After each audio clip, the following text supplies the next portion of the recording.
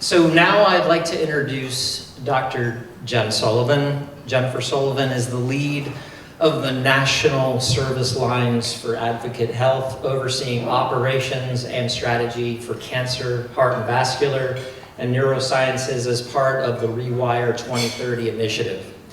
She also serves as a primary investigator for the PCORI, forgive me if I said that wrong, Health System Implementation Initiative, connecting the clinical care with academic innovation. Prior to joining Atrium Health as SVP of Strategic Operations, she served 5 years as Secretary of Indiana Family and Social Services Administration and held leadership roles at the Indiana State Department of Health. She is a professor of clinical emergency medicine and pediatrics at Wake Forest University of Medicine, with appointments at Indiana University and the Fairbanks School of Public Health. She was the inaugural division chief for pediatric emergency medicine and program director for the combined emergency medicine and pediatrics residency, and continues to practice clinically in the emergency department at Atrium's Levine Children's Hospital.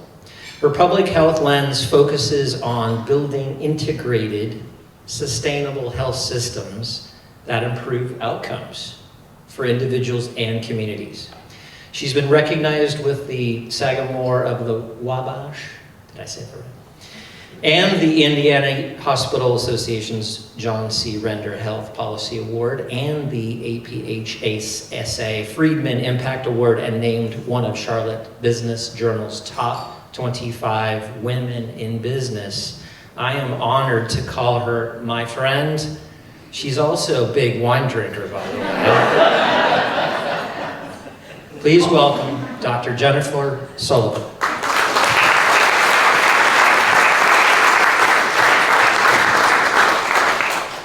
Thanks, Mark. Wine drinker is the top of the list. My husband Matt and I credit the back corner of Petite when it was on Selwyn and those leather chairs for our successful relationship. So thank you, Mark. It's really an honor to be here tonight. You may be wondering, why in the world is a pediatric emergency medicine physician doing something with cancer? And why in the world are you in Charlotte when you're a Hoosier? So I will give you my pat answer to that, which is I'm here for love, a music video, and a hashtag. Love is pretty obvious. My husband is here in Charlotte, and it seemed like after 10 years of living apart between Indianapolis and Charlotte that it was probably time to relocate. We actually do like each other, which is pretty great. The music video is that the CEO of Advocate Health, Gene Woods, in the middle of COVID, put out a music video that was recorded on the top of the garage at Atrium Health CMC downtown. And it was a transformational moment, both for COVID and also for the city of Charlotte, coming together with two convergences of crises. A crisis of a pandemic with an underlying crisis of mental health, opiate and substance use disorder, and then racial tensions across our nation. And I saw that video and I thought, I could totally work for that guy. I'm also a musician myself, and so there was something about the convergence of art and science that happened in that moment, and I thought, this may be a really neat place to take this weird career that I've had, leading health and human services, practicing clinically and in academics, into a new place where we were thinking about things at scale. And then the hashtag is the Advocate Health mission, which is #4all. We wear that on our sleeve, and we mean it. It means that the things that we do for everyone. It doesn't matter who you are, where you live, what your zip code is, what your resources are. We need to design systems that work for everyone. That's the goal. And if we don't do it, then we're not done. And so, love, music video, and a hashtag applies to lots of things. And so I got very excited to come here and lead some service lines that had really connectivity across lots of themes. Unfortunately, when I got here, the first thing I did was really landed me in a bad spot for cancer, which is I stole Dr. Walsh's executive assistant. And I'm not really sure whether he's ever forgiven me for that. But that's actually how we got to know each other. And then, shortly after that, we converted our electronic health record from Cerner to Epic, and we broke the infusion scheduling program for cancer. And so I was not really loved by the cancer team for a while. But what happened because of that is that I went and I rounded with our team in the infusion clinic, and I met Dr. Jean Chai, who's not here tonight, but is an extraordinary human being and clinician, and we fixed the infusion. I mean, actually Matt fixed it, but I came home and said, hey, you broke it, you need to fix it. But what I saw is what I see in the emergency department, which is that every patient that we see has to get the most extraordinary care that we can offer in that moment. And then we have to take the story of each of those patients and we have to design systems around them. And so, rounding with Dr. Chai, he was taking care of a patient who had pretty advanced diagnosis, had very few resources, and he did what I would expect all of us to do, which is sit down, take his time, listen, talk about plan of care, and then this extraordinary thing happened that I hadn't seen before. He said, oh, and so the next folks that are going to come in and talk to you are going to be our nutritionist, our palliative care team, our pain specialists, and we got a dude with a guitar. I was like, what is happening? This is amazing.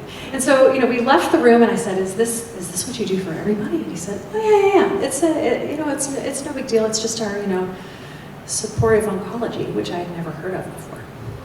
And so as this program as I've become a student of this work,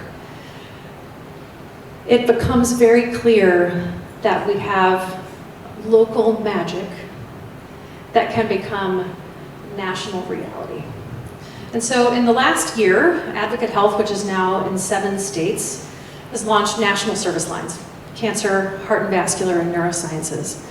And what that means is that we have these teams of people who are meant to take the best of the best in all of those locations and make it true for everyone. So Levine Cancer Institute is known for lots of things, but there are 3 things that really stand out. And supportive oncology and survivorship is one of those. Solving for financial toxicity is another one. And the convergence of clinical care and academics is one of the most prominent things that we do, to be on the leading edge of making sure that patients are getting the best of the best no matter where they are. And so as we take this concept of a national service line, which is really just 3 things that are pretty simple. Number 1 is that we have the full spectrum of care, whether it's ambulatory, inpatient, virtual, at home, all the rest, we've got that in one big family. So we're thinking about you as a person, and not redefining you as a patient, but thinking about you in your space, where your strengths are. Number 2, that we have the full spectrum of an academic learning health system. So we've got clinical care, we've got research, we've got education, we have training, we have innovation, all combined in the way that we deliver our care at the best. And then number 3, that we have the size and scale to not have to ask to be at the table to make change, but to be invited at the tables where change occurs. That's at the level of policy. That's at the level of healthcare system design with our peers, so that we're not just designing within Advocate Health, within Atrium Health locally, or Advocate Health broadly, but we're designing with our peers so that everyone, no matter where you are, is getting this kind of care. And so what this is really the brilliance of things that have happened here in Charlotte, still are recognized here in Charlotte for the beauty that they are, and that local belonging that really is powerful, but can be spread so that we have a vision that isn't just kept a secret in this place, but is spread across. So Kenny really inspired me when we were talking not too long ago, and he said, well, Jen, when I heard about this idea of a national service line, I was thinking that it was like a line that you could call And that double meaning of line just was a light bulb moment, because it is that too.